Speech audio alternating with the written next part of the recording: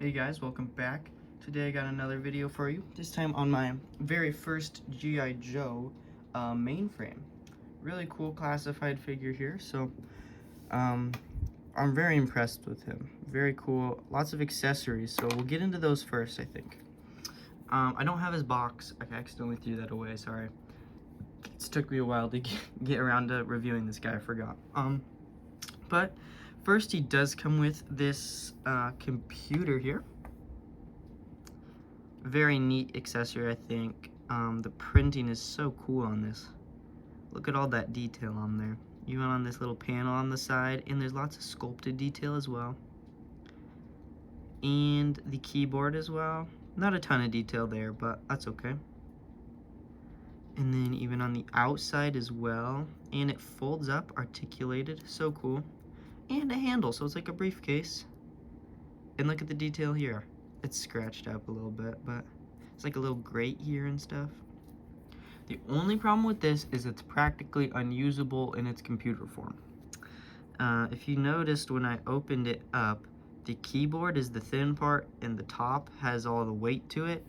So if you like sit it open like you would a computer, it just falls right over. So you can only use it at like a 45-degree angle, which is really sad because I mean, it's mainframe. He's gonna be using his computer to hack into stuff. So it's too bad he like literally can't use it. Unfortunate, because I was really excited for that.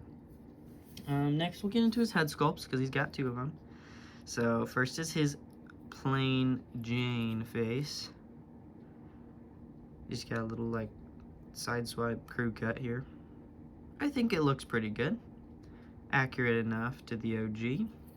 And as you saw, he's got his helmet, which is a nice soft plastic with that nice silver logo on it. And it fits, oops, if you put it on correctly, it fits him literally perfectly.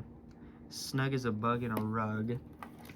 However, he also comes with this head sculpt, which I do prefer because I'm not like a big G.I. Joe guy. I don't even know really exactly who Mainframe is. I just thought he was cool because he's like the cool tech guy, and I've been wanting a G.I. Joe, so I got this one, and I prefer this head with the hat and little headset, which is really cool. This is in a nice soft plastic. It's got good detail here on the hat. It looks really cool. We'll pop it off and swap it here, just so you guys can see what the other head sculpt looks like on. Oops. Here he is. Looks pretty good. And the black, I think, looks very nice with everything. And there he is without the helmet on. Pretty neat. And then he's got a lot more accessories as well that we can get into. First, I guess, is probably one of his most important, is his gun here. Just a simple little guy. But still, some really good detail on it. And it's got a little hole here in the front. So I guess you could plug stuff into it, but it also just helps it look a bit more realistic. Cool little pistol. And then one of the coolest parts of this pistol is that he's got a holster here on his chest that functions. So it's got this little peg here that slots in to that hole. And so then you can just lift the strap and slide the pistol in. And it plugs back in very easily. It's a nice soft plastic, but it's not too hard to get back in there. So it looks really good empty and with the gun in it. My only problem is, you see, it is also articulable, I guess. It's on a swivel there, but that's because you can take it off. It's got this tiny itty bitty peg here that just plugs right into there, but it also then is going to rub right against his body. So it's like actively trying to get pushed out. And so it's kind of scary. I feel like it's going to come off very easily, which, I mean, if you just brush it up against anything too hard, it will. And it is a little bit tricky to get back on there too. as you hear me struggle off screen there. But yeah, I'm still really happy about it. I think it's really cool because he's got so many other pouches as well that it's cool you can put everything on him. So next is his knife here that goes into this cool little holster that fits it very well. Here she is. Nice shiny silver, look at that. Hello. Shiny silver. It looks to be about the same. I don't know if there's like an actual edge to it or if it's more like a dagger. But yeah, some good detail on it, and this silver paint looks really nice. Again, fits into that holster real good. And then his other holster over here holds this little tablet communication device that says calling on it. Can you see that? Hello, hello. There you go, you can see it says calling. That's the only paint on it. But it looks really cool, and it's got some good detail on it. And I think it's really cool that it can holster right here on his hip, his leg. Okay, and then I think he's only got one more accessory here, is his backpack, which I think was like his main gimmick as a figure. So it just has one peg here on his back, which is really, unfortunately, the worst part of this figure. Is his coolest freaking backpack only has one peg here, and this strap is so fat and in the way, it barely goes on and stays on, which is really sad. But they went into enough effort to, I think this is actually no, it's paint. But they painted this little padding part gray, which is so cool, and it's got good detailed wrinkling on it. And then there's a lot of detail on here, I think. Yeah, mostly just binary. Scanning, some binary. Connection is active. Little fan here. Like, look at all this detail. And then this part unplugs as well. And is a soft, rubbery plastic that connects to this phone here, which also can disconnect, unplug. It's got some good detail and a little bit of printing on it. And then this part here that sticks out the back can plug into the side of the backpack here. It is pretty easy to just fall out of there. The connection's not super tight, but it stays good enough. And then the cord just kind of hangs out there. My favorite way to do it is to bring it here around the antenna. I think it kind of holds the cord a little better, so it's not everywhere, and it looks cooler when it's on him. You can see it from behind still. It looks tamed, but still pretty cool. So yeah, really neat.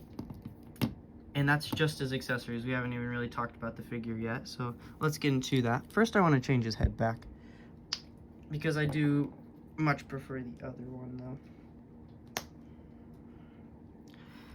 Okay, here he is. I'll zoom back in, so you can look at all this detail on him. Also go over his articulation a bit at the same time. So his brim is a nice soft plastic as well. So it's just one singular ball on his head, so there's not a lot of articulation here, unfortunately. Just too bad. And also what is too bad to me is these are, I think they're literally the exact same expression. I would have preferred like maybe an angry face or something, but you know, whatever. Anywho, let's get into this real strong suit of this figure, is his detail. Accessories and detail are literally the best part of these G.I. Joes. So here, this bandolier goes all the way around him, all over. So much webbing here. You can see it's got some stuff on it in the green printing. This nice silver looks really good. His undershirt, his collar, his zippers and buttons, his Velcro straps across it, his pocket. So much detail here on the front. Here's his patch. He's got rolled up sleeves that are also disguised as his bicep cut. And they also have really good detail on them as well. My paint's a little messed up there. Then his bare arms and his gloved hands.